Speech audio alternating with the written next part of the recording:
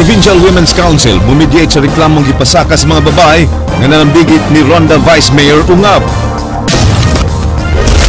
Fact-finding committee tukuron sa DepEd aron sa pagsusi sa nahitabo sa pagmolestya sa maestro nga bayot sa usa ka estudyante nga lalaki.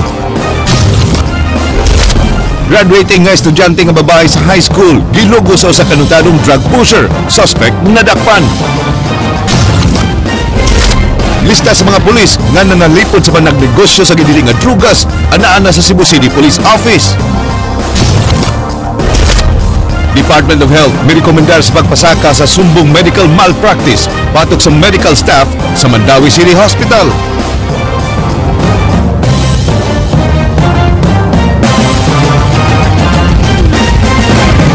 Maayong hapon Sugbo Kabisayan, aniya na mga balita uban ang kanitibuk-ang pwersa sa News 5 Cebu karong adlang Huwebes, petsa 5 sa buwan sa Marso tuig 2015. Ako si Glenn Soco. Amo nang ihatod ang masayong pagbalita inubanan sa mas komprehensibong impormasyon. Ako si Andrea Patenia. Andrea, human sa iskandalo nga gituoang babae ug asawa sa Vice Mayor sa Ronda, usa ka estudyante sa law nga gipangkan sa Vice Mayor mibutyag sa publiko sa iyang nasangat nga reklamo nga sexual harassment batok sa Vice Mayor. Tungod niini ni padayag ang Provincial Women's Commission nga moabag sa mga babae nga nabiktima sa maong Vice Mayor. King Perez, Suginlimi. Nasayod si Vice Governor Agnes Magpale sa mga nanggawas nga mga balita kabahin sa mga babae nga nalambigit ni Vice Mayor Jonah John Ungab.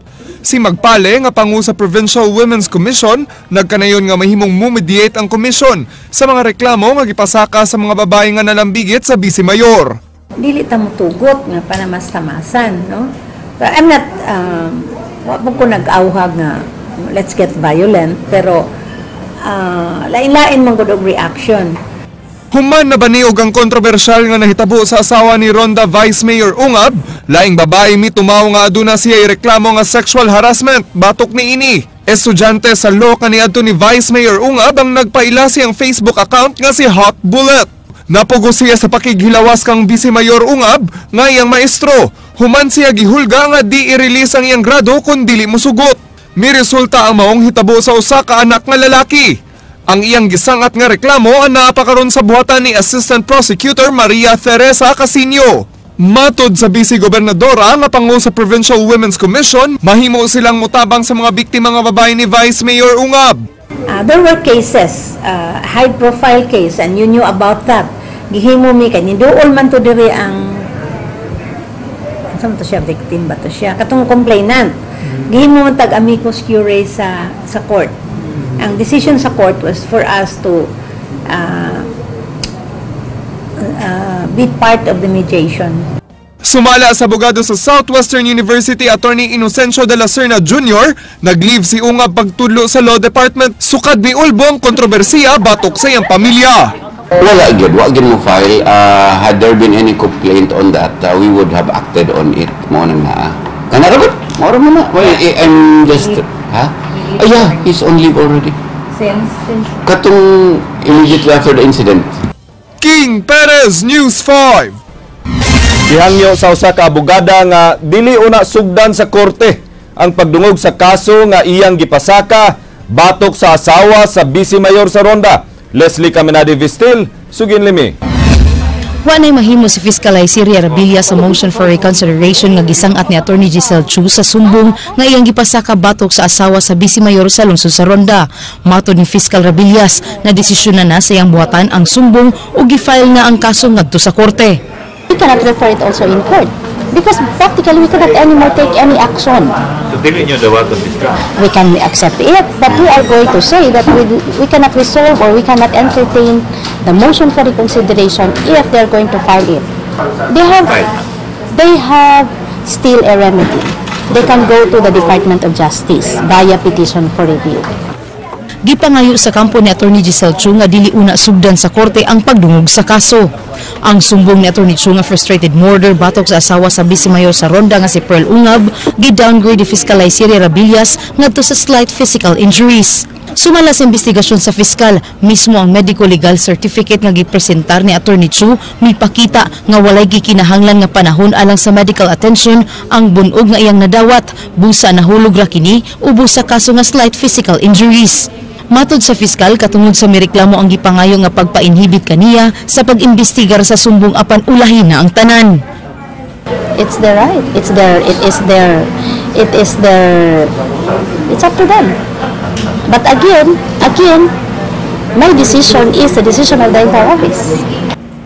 Si Attorney Giselle Chu gituhuan nga kabit sa bana ni Pearl Ungab nga si Ronda Vice Mayor Jonah Jan Ungab. Ang duha unang nagka-enkwentro dihang giduol ni Mrs. Ungab si Attorney Chu aron istoryahon dihang iya kini nakitaan sa Central Maximo Building sa Diha, Cosalem Street. Sumala ni Mrs. Ungab, una nga gipasirita ni Attorney Chu og pepper spray ang iyang naong. Misakay si Chu sa iyang auto ug midasmag kanila uban siyang 2 anyos nga anak. Gigukod ni Mrs. Ungab ang auto ni Attorney Chu ug gibanggaan kini hangtod nga nahunong sa may Ramos Public Market. Gamit ang baseball bat, gibunala ni Mrs. Ungab ang auto ni Attorney Chu nga mo'y hinungdan sa pagkabuak sa mga bintana ug windshield niini. Leslie Caminadi Vistil, News 5. Walay nakit ang pagdapig ang buhatan sa Cebu City Prosecutor's Office sa gihimong investigasyon nga gipasaka sa usa ka abogada batok sa asawa sa Vice Mayor sa Ronda. Sumala sa pangulo sa maong opisina, misalig sila sa kaligdong sa ilang mga fiskal. King Perez, Suginlimi. Gibarugan sa Cebu City Prosecutor's Office ang gihimong pag-downgrade sa reklamong gisangat ni Attorney Giselle Tiu nga gikatahong kabit ni Vice Mayor Ungab batok sa iyang asawa nga si Pearl Ungab. Sumala sa pangusa sa Cebu City Prosecutor's Office, Maria Luisa Ratilla, walay igong basehan ng ipasangil batok ang Fiscal Rabillas, nga giilog ni Rabillas gikan sa laing fiskal ang pag-imbestigar sa kaso. If any person for that matter is not satisfied with the outcome of the case or the investigation, then they have all the remedies or options under the law. Gipasabot ni Fiscal Ratilla nga random ang pag-select sa mga fiskal nga mususi sa reklamo. Gikan sa assigned fiskal moagi og review ang rekomendasyon ug siya ang moaprobar pagpasaka niini sa korte. Matod ni Fiscal Ratilla, aduna siya igong pagsalig kang Fiscal Rabillas. I think that is very unfounded and baseless. That's all that I can say. Wa na'y jurisdiction ng Cebu City Prosecutor's Office sa motion for reconsideration ni Attorney Tiu. Og tungod kay slight physical injuries lang ang atubangong reklamo ni Mrs. Ungab, ang rule on summary procedure ang ilang gisunod. Dili mahimo sa Prosecutor's Office ang usa ka re-investigation o preliminary investigation human nasangat na ang reklamo sa Cebu City Regional Trial Court. Dito lang sa Regional State Prosecutor, mahimong moapila silang Tiu sa resolusyon ni Fiscal Lofranco Rabillas sama sa petition for review. King Perez, News 5. Sa Fact-Finding Committee ang tukuron sa Department of Education alang sa pagsusi sa reklamo sa usa ka estudyante sa grade 6 nga gimolestya sa iyang bayot nga maestro atol sa Sivira. Andrea Patenya, Suginlimi. Ang pagtukod sa Fact-Finding Committee, gimando ni Regional Director Julia Heruta nga tukang Talisay City Schools Division Superintendent Lea Noveras. Mato ni Director Heruta, nakuwangan siya sa narrative report nga gisumite ni Noveras kabahin sa nahitabo. Bot niyang masayra na ang uban pang detalye, sama sa habig sa gireklamong maestro, lakip na sa baseball coach sa bata, aron pa explica ron kung ngano wa ni ini mabantay ang iyang athlete ni adtong higayuna. Ang estudyante player sa baseball sa elementary division, samtang ang maestro, coach sa sepak takraw sa high school division. No, ang gumagawa ng fact-finding, isubmit nila dito sa region at namin kung anong violation ng laws at anong extent ng pagka-violate at pagkatapos kami na ang nag-aano ng verdict. Ang mga reklamo sama sa sexual abuse, kasagarang mo resulta sa kasong administratiba nga grave misconduct. Kung mahuman sa DepEd 7 ilang pag-review sa mga detalye nga mahipo sa fact-finding committee, diha pa sila muhukom kung ibutang ba sa floating status o ibalhin ang maestro ug laing tunghaan. Girekomendar ni Heruta sa mga magtutudlo nga bantayan ug maayo ang mga estudyante, hilabi na sa mga out-of-school extracurricular activities sama sa Sibiraa. To ensure din na ito ay hindi na maulit at magiging lesson for all, dapat siguro i-tighten natin ang ating control measures as well as monitoring activities for every child na entrusted sa ating jurisdiction. At kung maaari, every now and then, there's a check whether ano ang activities o anong ginagawa ng bata, no? While they are in the lull period or hindi sila naglalaro, as in the case of those athletes, o kaya kung sa paralan hindi sila pakasali sa kung anong-anong activities. Miawag sab gini sa mga ginikanan o sa legal guardians nga ubanan ng ilang mga bata sa mga kalihukan aron dunay dugang nga makabantay sa mga tinunan gawas sa mga magtutudlo. Andrea Patenia, News 5. Bumper to bumper ang traffic sa North Reclamation Area karong adlaw human sa pagsira sa tuong bahin sa S. Osmeña Boulevard gikan Mandaue City padung Cebu City alang sa repair. Ang road closure alang sa laing hugna sa road concreting project sa DPWH. Ang mga sakyanan nga nagsubay sa Owano Avenue di nakalaho sa S. Osmeña ug kinahanglang musubay sa rerouting nga gipatuman. Ang mga drivers na nawagan nga dalion ang paghuman sa proyekto tungod sa grabe kaayo nga perwisyo nga gihatod niini. Okay, kung trapika grabe gyud. Dito na gani ko agid do sa ako kanang Big Blue. Kay kung ari ko dito, sus gikan pa dito sa ako Park Mall, grabe rin ka traffic. Apektado yung pamasahero? Oo, apektado yun. Department of Health Region 7 mirekomendar sa pagpasaka ug sumbong medical malpractice batok sa medical staff sa Mandaue City Hospital. Andrea Patenia, Suginlimi. At least Nadawat na sa abogado sa pamilyang Collie Flores nga si Attorney Inocencio de la Serna ang kopya sa investigation report sa Department of Health 7 kabahin sa investigasyon nga ilang gihimo mahitungod sa reklamo batok sa medical staff sa Mandaue City Hospital. Gireklamo ang maong tambalanan tungod sa misteryosong kamatayon sa ilang pasyente nga si Jocelyn Collie Flores human matud pa madapati og sayop nga tambal. Sa report girekomendar sa DOH-7 ang pagpasaka sa formal nga reklamo sa Professional Regulatory Commission kun PRC batok sa mga medical staff nga naghandle ni Jocelyn. Girekomendar sab ang pagpasaka og kasong administratiba batok sa maong staff diha sa Mandaue City Government. Gipasabot sa DOH-7 nga di sila ang mahimong mupasaka sa mga kaso sanglit wa sila jurisdiction sa mga reklamo kabahin sa medical malpractice. Apan kung sila ang pasultihon, wa sila nakitang sayop sa mga tambal ug sa dosage niini nga gidapat ngadto sa pasyente. Nakakomply sab matud pa ang ospital sa DOH standards. Nakalatid sab sa findings nga gi-order sa doktor ang tanang lab exams nga gikinahanglan apan wa mabuhat kining tanan. Mirekomendar sab sila nga ipa-re-autopsy ang lawas si Jocelyn aron mahibaw-an gyud ang hinungdan sa iyang kamatayon. Matud sa abogado sa reklamante, isumite usa nila ang kopya sa maong DOH findings sa buhatan sa NBI ug sa Mandaue City Hall ug huwaton usa nila ang resulta sa managlahing investigasyon nga gibuhat sa duha ka mga ahensya.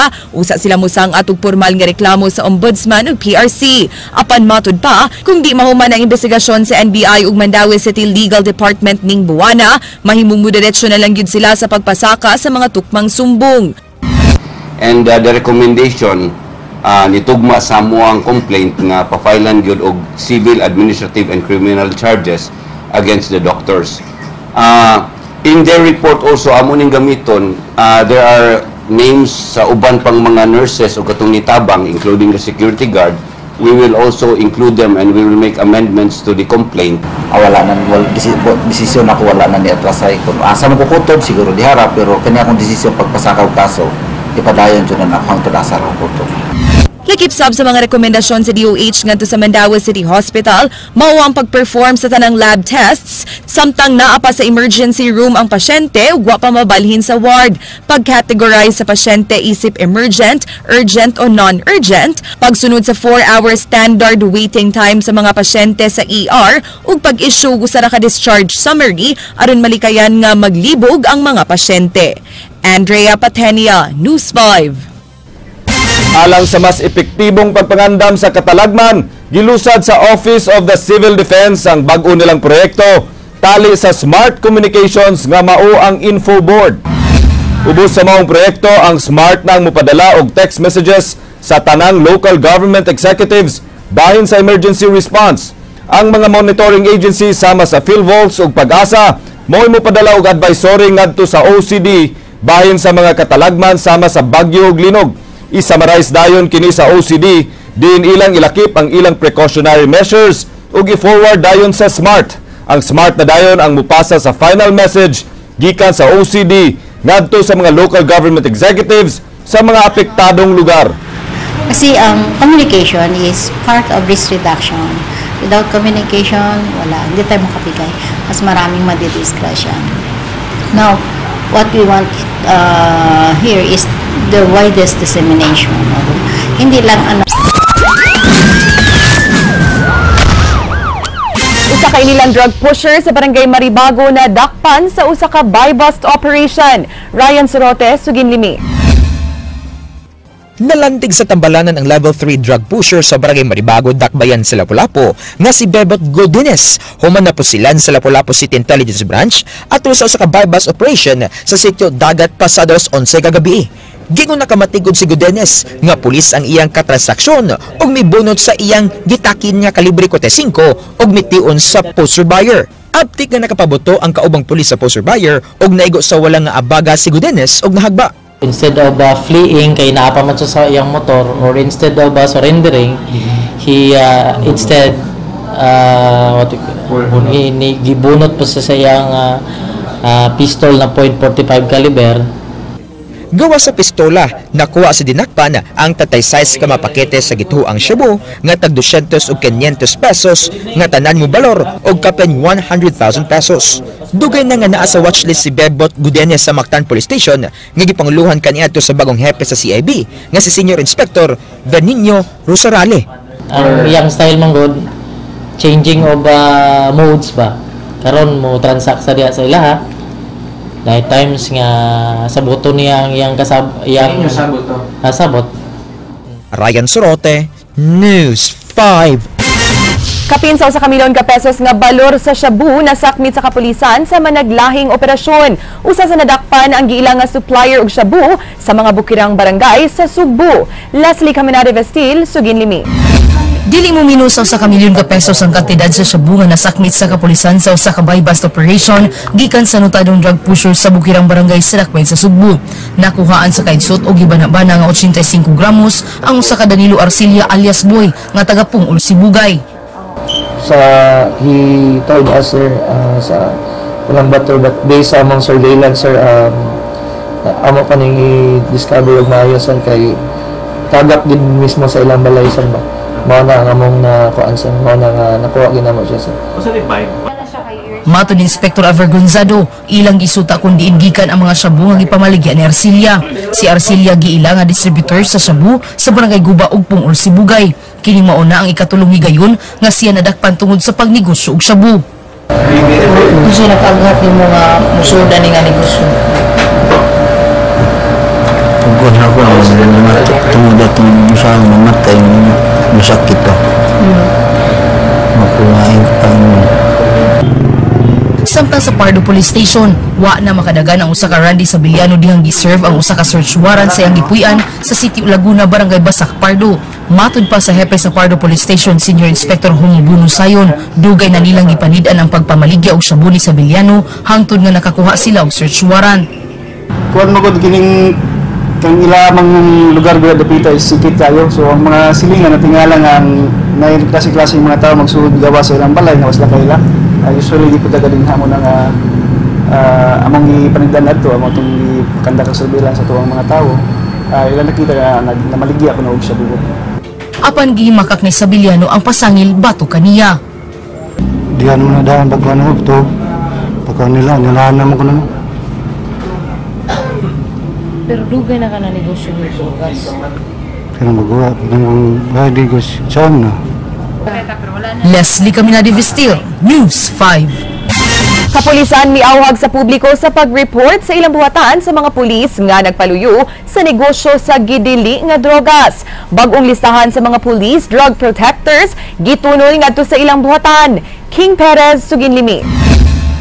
Gitunol ni Konsehal Dave Tumulak ngadto sa kadagkuan sa kapulisan ang iyang listahan sa mga pulis nga protector sa nagnegosyo sa gidli nga droga sa Dakbayan sa Sugbo. Ang mga pangan sa mga pulis iyang gikolekta gikan sa mga barangay official sa Dakbayan. Usa sa mga nasayod sa mong lista si Cebu City Intelligence Branch Head, Superintendent Romeo Santander. Apan nagdumili kini sa pagbutiag sa mga pangan ug kun pila ang mga pulis nga naa sa listahan. Ang mga pulis nagdawatan og protection money ug tuyong mudaot sa mga ebidensya sa mga anti-drug operations. Matod ni Santander, ang uban nga mga pangan sa listahan dugay na nilang gidudahan. Well, actually ang sa barangay officials within the barangay, because they know good what's really the real score dito sa.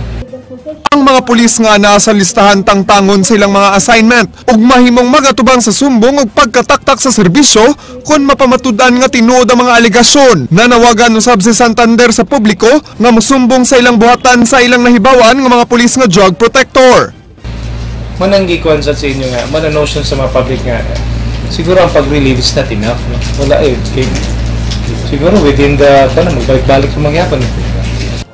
Kahinumduman nga ang TV5 gihatagan og listahan sa mga pulis nga nagdawatan og kwarta gikan sa mga nagnegosyo sa gidili nga drogas. Ang uban nga mga pulis nagdawatan og tag 300,000 pesos matag Lunes gikan sa mga drug lords. Wala say nahitabo sa giingon nga lifestyle check. Batok sa mga pulis nga nagbaton sa mahalon nga mga SUV ug mga condominium units. King Perez, News 5. Na-contain na sa Department of Health ang typhoid outbreak sa lungsod sa Pinamungan. Namatikdan nga ni menos na nga dunay mga sintomas sa sakit. Andre Patenya, Suginlimi. Noon dili 100% ngayon na nagitan no. Kipaybaw ni Dr. Renan Simafranca, pangu sa Regional Epidemiology Surveillance Unit Kunresu 7 sa Department of Health, nga under control na ang mga kaso sa tipos sa barangay Kamugaw sa lungsod sa Pinamungahan.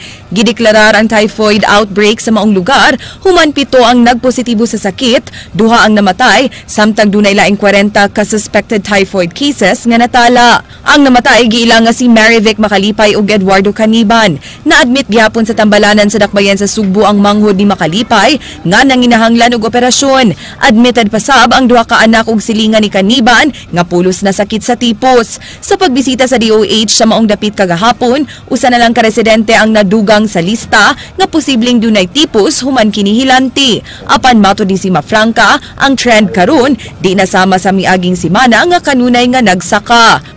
Under control siya. Wala naging matawag na itong daghag kaso nga panggawas. Kay ang kaso mo dili po na basta-basta nga naka-intervention, abrupt po dahil nga mawa. No? Kay pag intervention nimo daghan na itong na-expose, daghan lang within the incubation period nga posible nga mo manifest po itong symptoms. Bugtong ang primary water source lang gihapon ang dunay chlorinator, apan gipahibaw sa barangay kapitan nga gilihok na nila karon ang pagtaud og manual chlorinator sa laing 2 ka mga tinubdan. Misugyot ang DOH7 nga hugot nga bantayan ang tanang water sources aron masiguro nga di na kini ma-contaminate ug pabutangan og perimeter fence ang mga tinubdan sa tubig. Gipasaligan ni Pinamungahan Mayor Glenn Baricuatro ang DOH nga mutabang ang munisipyo sa maintenance sa water system sa barangay. Na ay tao dapat nga in charge mag-check sa chlorine, napabay chlorine ang katong tank nila, then ang scheduling sa pagpanglimpyo sa tangke. Since ni gawas ang kaso sa typhoid dito, bago lang limpyuhan ang ilang tangke, no? Taod-taod na ang previous nga pag general clean up sa ilang reserva, mga dapat regular na gyud ang paglimpyo. Nanawagan ng Department of Health sa barangay health workers nga padayunon ang pagsuroy sa mga balay aron pagsuta kung kinsa pa sa mga residente ang gipanghilantan. Nagbili na daan og mga tambalang DOH sa barangay in kasog dunay maduga nga suspected typhoid case. Andrea Patenia, News 5. 2 ka mga estudyante sa Knight High School giingong nasudlan og dawtang espiritu. Ilang gipasanginlan ang mga dili ingon nato nga natugaw human gipamutol ang mga punuan sa kahoy sa ilang eskwelahan. Ryan Sorote, Suginlimi. Galing nagmingaw ang Sudtungan National High School kagabi human napakgang ang ilang night class sa mga tinunan nga gipangsudlan og daotang espiritu.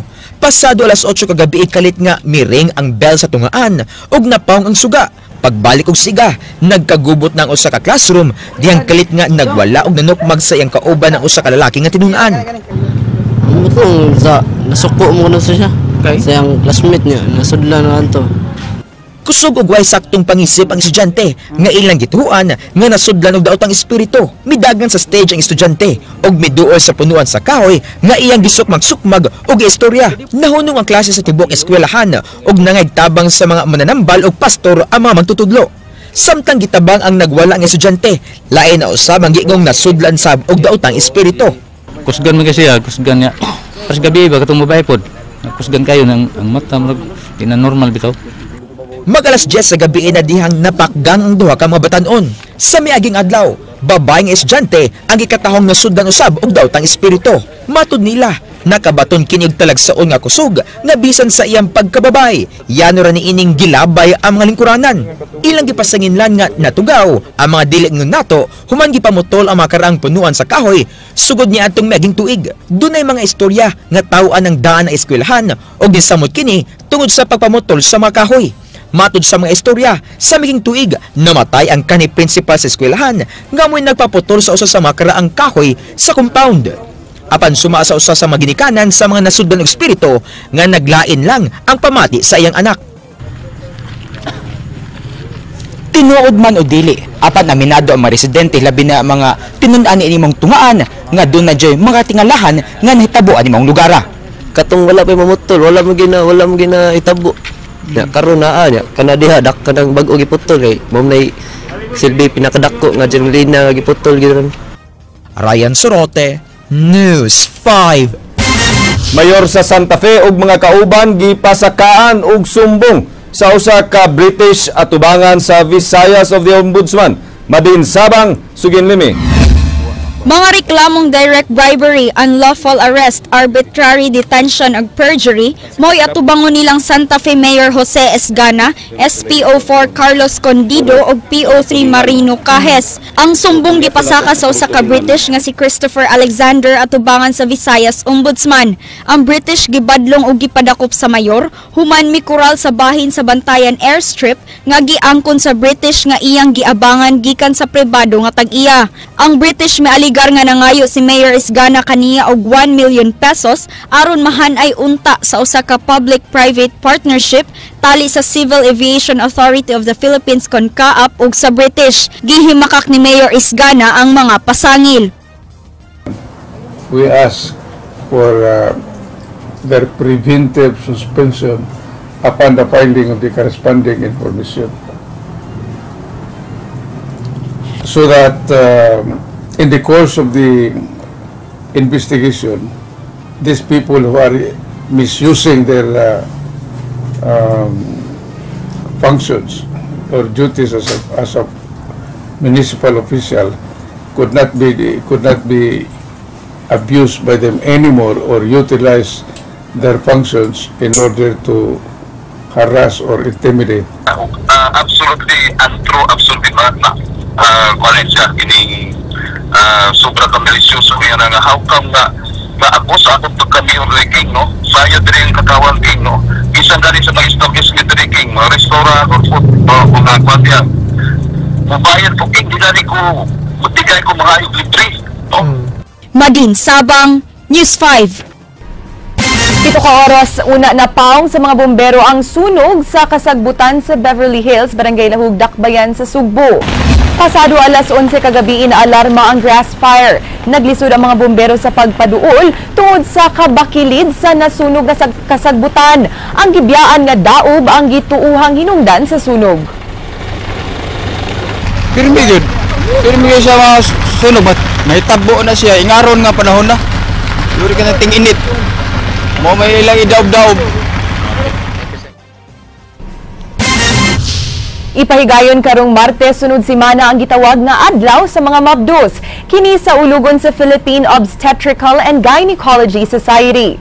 Gawa sa libre nga konsultasyon sa mga gibana-banang 400 ka mga inahan, duna say libreng blood test aron pag-detect sa kasagaran nga sakit sa mga mabdos nga anemia o diabetes. Tumong sa pagsaulog ang pag-awhag sa mga kababainhan nga mupaubos sa tukmang prenatal care aron masiguro nga himsog ang ilang gisabak. Tuyo usab niini ang pagpamenos sa maternal deaths nga misaka sa milabay tuig. Suma sa statistics, 221 sa mga inahan ang nangamatay sa 100,000 live births. We also want to honor the pregnant woman because I think you and I know, especially the men here, how heroic it is to be pregnant. The responsibility of giving forth a new life is really great. That's why I always hate my patients. That's why it's given to the woman. Provincial Council for the Welfare of Children mubantay sa usa ka dalagita nga gilawg sa iyang inahan sa ka-live-in niini nga foreigner dito sa Bugo. Ila usab nga susihon ang mga pagmolestya sa usa ka estudyante nga lalaki sa usa ka maestro ug sa naitabong pagpanglugo sa usa ka graduating high school student sa Karkar. King Perez, Suginlimi. Gireklamong gilawg sa inahan ng 14 anyos nga dalaga ngadto siyang langyaw nga live-in partner nga si Steven Baker. Gingong sud sa duha ka semana nag-abang sila sa usa ka subdivision sa Dakbayan sa Bugo. Din sa mong higayon gipatan-aw ang menor de edad ug mga malaway nga salida sa internet. Gingnan pa ang dalagita siyang inahan nga magkat-on sa sex pinaagi sa video. Gikinahanglan nga ipabu sa kustodiya sa PCWC ang dalaga aron malikayan nga maimpluwensyahan samtang gidungog ang kaso. Amo siyang kuhaon ang bata. Ibutang na to dinig facility somewhere. I cannot tell you where. Ning sugot na ang bata. Mihimo na sabog pakisusi ang PCWC ngadto sa usa ka magtutudlo sa Talisay City nga gireklamo nga mimolestya sa 12 anyos nga estudyanteng lalaki. Lakip usab niini ang pagpanglugos sa usa ka graduating student sa high school nga mograduar isip class valedictorian didto sa Karkar City. Ipasusi usa sa technical working group sa PCWC ang maong mga hitabo. Usa mo gunit ang council sa mong reklamo. Usually kahibaw naman gud na sila ang social workers din ha, what to do. Nya time na gali nga ilang elevate din hinato huwat lang ni because they know even the women's desk they know. King Perez, News 5. Usa ka batanong babae nga graduating sa high school biktima sa pagpanglugos dito sa Karkar. Ang suspect nga usa ka notadong drug pusher nadakpan. Ray Pasaporte, Suginlimi. Nabalhog sa Karkar Police Detention Cell si Santiago Puaw, 33 anyos taga Sitio Baksihi sa barangay Ukanya sa Dakbayan sa Karkar. Gidakop sa kapulisan si Puaw sa ilang balay ni adtong Lunes. Human siya ang gitudlo ug giilangan nilugos sa 16 anyos nga batang babae nga estudyante sa high school. Ang biktima mo graduate karong buwana ug kandidato sa pagka-valedictorian. Ang Chief sa Women's Children and Protection Desk WCPD sa Karkar Police PO3 Vivian Tamayo niingon nga nahitabo ang lugos ni adtong Domingo sa gabi. Sa investigasyon ni PO3 Tamayo ang bata ni Tugan nga niadtong alas 3 sa hapon sa Domingo. Nag-internet ang biktima kay naghimo sa project nga requirement sa ilang graduation. Nakadawat kini og text sa iyang amiga nga nangimbitar og panihapon sa usa ka birthday party. So around 7:30 nahuman siya dinner, mo niuli siya, naglakaw siya rang usa kay doldora man na siya sa highway. Only lang nga moagi siya og kanang mingaw nga dapit. So while she was walking going to the highway, ning sunod or niabot og kalit ning unidentified person sa iyang likod. Then paglingi niya, nakita niya nga naka-short ra siya ug maong, naka-sleeveless ug red, dakoong tao daw. According sa iyang description ha, niya naitato sa abaga. Nakita niya ang tattoo all the way, the whole time nga gi-drug siya, giguyod man ni siya sir, paingon sa secluded area sa may naman guna dahil kalubihan nga dako, kayo na siya nga wanang diha nga sa unahan sa kalubinaan na ay mga grassy. Matud ni Tamayo, suway pa nga nisukol ang biktima apan gitiunan og kutsilyo sa suspek dungan sa hulga nga patyon. Human sa hitabo, gibiyaan sa suspek ang biktima. In fact, she said na iya ko nang napaakan ang suspect. Although tungod siguro sa strong belt ang suspect nato dili kadulot kay she said man gud nga she was very weak already at that time kay kung imo jung tan-awon ang victim nato gamay kay siya good. Ang pasangil gipanghimakak sa suspek og nipakitas iyang lawas aron pagmatuod. Ngawa siya'y kinawrasan og pinaakan. Tudlo gyud babae gyud ang nagpasipa gyud niya gyud. Balibuon, balibuog suwang, balibuog dughan. Nya din nasa siya'y nang pinaakan sa side by side diri sa baga. Nasa siya'y kinawrasan diri sa dughan. Mo'y iyahang gikuaag timaan nga konsekin sa itong napasipaan niya. Nya karon kay ako may ilang gitumbok dayon gikuha dito sa kapulisan. Wala, limpyo kayo. Limpyo kayo, dughan. Dughan. Matud ni Santiago, naninda lang siyag painit ni adtong higayuna og ni anang kadlawon, nabani og na nga dunay gilugos. Apan nakugang na lang siya ni adtong Lunes sa buntag, nga may nianhang mga pulis sa ilang balay og nidakop kaniya. Matud sa kapulisan, nga inilang poser si Santiago sa ilang lugar og nakuhaan sab sa kapulisan og drug paraphernalia. Dili sir pag-uwa pa ko, mugamit ako siya. Katong nakuhang drug paraphernalia. Ako ito ginamitan to. Ginamitan mo to. Dili ko mamaligya. Ray Pasaporte, News 5. Mao na ni gahapon related ni sa story ni King. Ni King. No, in a span of 1 month, 28 cases reported na rape. Nagkasaka gyud. Almost like every day dunay rape case. Unya sa ikatulong bahin sa atong special report, Andrea.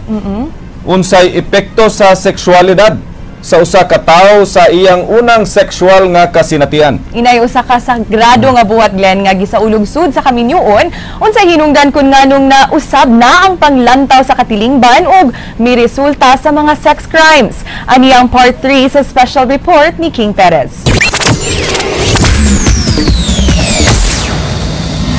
Atong gilaptan ko sa babayaw gilap nagka-try daw suit ito remote makaboba na mo na siya dito sex na kami nga naabot yung anak nahunong. Giangko ni Tulip nga usa siya ka biktima sa rape. Iyang uyuan mo'y unang nakapahimo sa iyang linghod nga pangidaron ug didto naabli ang iyang huna-huna kabahin sa sex. Nakahatag sab kinig impact kun ngano sayo siya nga na-engage sa group sex sa edad nga 15 anyos. Mausab kini ang nasinati ni Cactus. Sa edad nga 6 anyos, napahimuslan siya sa iyang igagaw. Na-expose ko during inana 6 years old pero with a single partner wala dyan na kanang encounter sa group sex. It's just naabot pagkuhan na kanang grupo-grupo na mo jam, tagay na ma-expose na ng butang. It's just nothing na lang. Matud pa sa hepe sa Women's and Children's Protection Desk, kakasagaran sa mga rapist, mga kailara sa mga biktima, sama sa mga silingan o paryente. Sud sa duha ka buwan karong tuiga, 16 ka mga rape cases sa mga menor de edad ug 7 ka rape cases sa mga kababainhan ang natala sukad Enero diri sa Cebu City. We all know nga dili tanan nga situation makontrolado namo. So it is our way of reaching out to these children, if not to these women who are victims of this kind of abuses. Na through our information drive, they will be educated. Sumala sa research ni Dr. Watin, mahitabo ang pagbuhat sa usa ka sex crime kung favorable ang kahimtang sa perpetrator. Matud sa doktora, nagtuo ang mga langyaw nga usa ka safe environment ang Pilipinas sa pagbuhat og sex crimes. Tanan na to nga behavior, dili lang na siya gibuhat na nato because we're reacting to a stimulus. Pwede na siya nga it's also because of choice, condition na to ba. Diba naman tayo giingon nga the way people treat us is because that is the way that we have allowed people to treat us. Alang sa pakigbatok nga mabiktima ang mga batan-on, usa ka information drive gihimo sa WCPD. Alang sa mga high school students aron malikayan sila nga mabiktima. In fact, ang ratio sa ato ang kapulisan as to the population is really not following the standard. Kulang dyan ang pulis. Usa sa mga gipanaw sa simbahang Katoliko kung ngano gikalimtan sa karong henerasyon ang pagtudlo kabahin sa sex, mao nga gihimo na lang kini nga substitute for intimacy, inay nga usa ka sagradong buhat. Because siguro of the idea that we have commercialized sex, especially in our times now nga, it is seen as something that is marketable, no? It is connected with money now, then some people think that it has become objectified, it has become something that you acquire na, no? Na without effort, without the need to enter into a meaningful relationship with another person, it's something that you acquire, no? Sa katapusang bahin niining paghisgot sa sex, atong mahibaw-an ang susamang kasinatian nilang kaktus ug tulip. Kay gawas nga namolestiya sila pagkabata ug ma-enjoy sa group sex. Na may ubang na customer na hinahalang storya na sa ibang customer na I should be wearing this one, I should be like this. King Perez, News 5. I'd like to reserve my opinion until nga makitaan ginato ang full-length nga feature. Part 4. Part 4. Sa special report ni King Perez. Pero bitaw sakto gid Glenn, no? Ugma, no? Naagid siya impact kini atong mga childhood experiences. Even sa kanibitang mga coverages namo on let's say for example prostitution. Naka-interview ko kani adtong mga bugaw nga mga babay. Amo sila ipangutana nga kana nganong naabot mo inani nga point. And bisan sila angkon sila mismo they were also victims of abuse. So dagko gid kini siya impact ni aning mga instances. So muli kinahanglan gyud nga hugot gyud nga i-monitor no sa atong mga ginikanan nilahang mga anak to make sure that they're provided with the right moral foundation. Yes. But what led to the abuse, no? Muna say angay sa natong ipangutana.